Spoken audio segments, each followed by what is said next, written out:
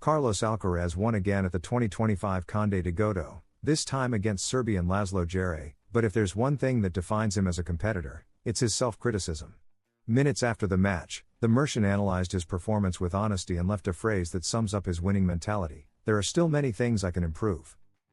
Today we tell you what Alcaraz said after his victory, how he evaluates his current level, and what details he wants to adjust to keep progressing in one of his favorite tournaments. Carlos Alcaraz continues to advance steadily at the Conde de Godó, a tournament he has already won twice and where he's looking to reclaim the crown he couldn't defend in 2024 due to injury. In his second match of the tournament, he defeated Laslo Djere in a game where, although the score was favorable, the mental demands were very real. In statements after the match, the world number 2 gave a detailed analysis of his performance.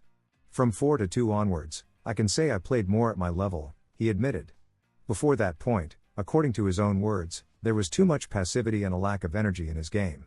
A drop that, although brief, was evident enough to spark self-criticism. "He basically gave me the first set, he made many errors. I just had to be there," Alcaraz explained honestly. But he also highlighted his rival's improvement in the second set and how that forced him to raise his level. That ability to adapt, to adjust mid-match, is one of the keys that keeps him at the top.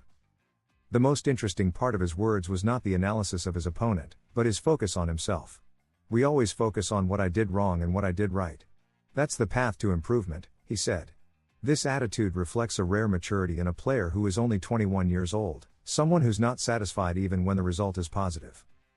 Alcaraz also spoke about a key aspect: energy on the court. "I had a small disconnect in the second set, a drop in energy," he admitted.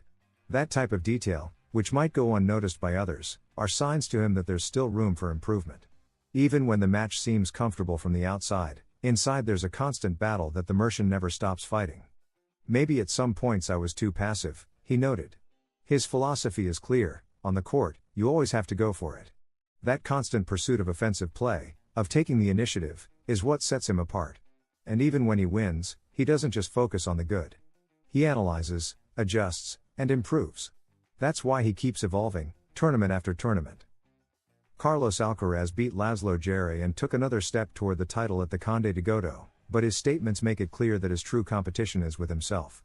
Even if the scoreboard says one thing, his mind is on what still needs correcting, on the details, on that constant search for perfect tennis. Because for Carlitos, winning is not enough. What matters is how you win. And how you keep growing afterward. Carlos Alcaraz advances steadily in his quest for a third title at the Conde de Godó. The Mercian defeated Serbian Laslo Djere with authority in the round of 16 at the Barcelona Open Bank Sabadell and is now among the last 8 in the tournament. With solid and timely tennis, the world number 2 showed that the rest day was just what he needed. In this video, we review how his victory went, what changed compared to his debut, and how he's shaping up on his path toward another title on his home clay.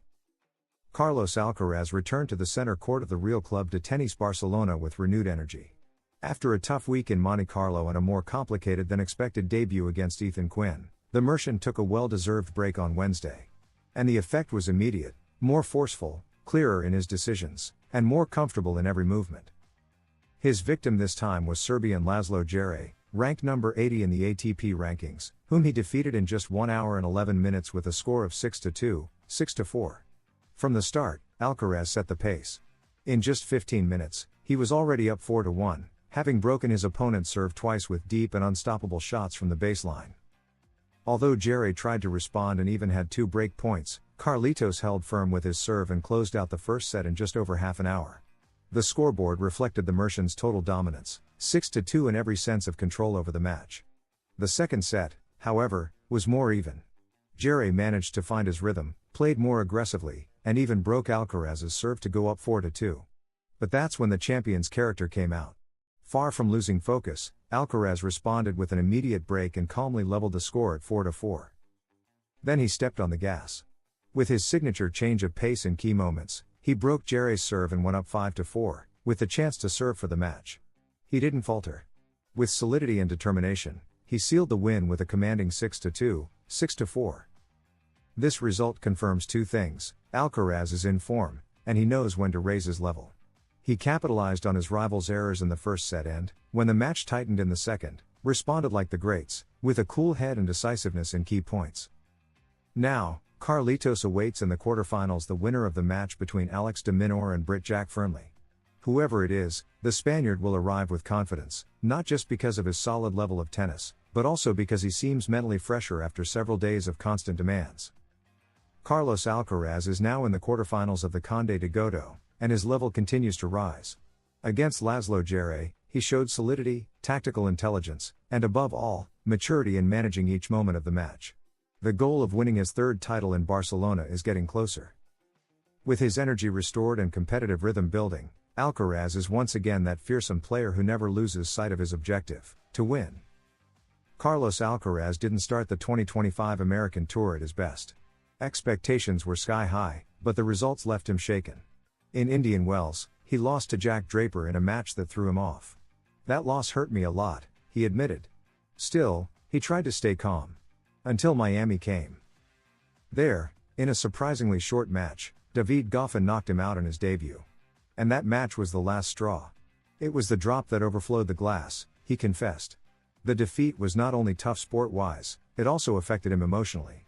For the first time in a long time, Alcaraz didn't recognize himself on the court. He wasn't smiling, wasn't enjoying himself, and began to consider a tough decision: to stop. You start having all these thoughts: stop for a week, skip a tournament, take a vacation. He explained. External pressure and internal frustration combined to leave him in a place he'd never been before. And although there were many options, he chose the smartest one: stop, reflect, and reconnect with what really matters. Despite everything, Carlos Alcaraz found light in the midst of chaos. "You learn the most from the bad moments," he said with admirable maturity. He realized he was spending energy on things that didn't deserve it, and that led him to rediscover the value of tennis in his life. "I realized how truly important tennis is to me," he said. And that's when everything started to change. He took a short break, spoke with his team, disconnected from the media noise, and went back to training. But with a new mindset. More focused, lighter, more aware. The result of that shift was quickly seen in Monte Carlo. There, Alcaraz was back to being Alcaraz, competitive, joyful, determined. And although he didn't show his best tennis, he won the tournament. His attitude helped him overcome tough moments on court, proving he had regained not only his level, but also his confidence. Now, with his smile back and a clearer mindset, Alcaraz continues his path through the clay season. With the Conde de Godó, Madrid, and Roland Garros ahead, the Mercian no longer just wants to win. He wants to enjoy it. Carlos Alcaraz hit rock bottom, but knew when to stop. His losses in Indian Wells and Miami pushed him to question everything, even his immediate future.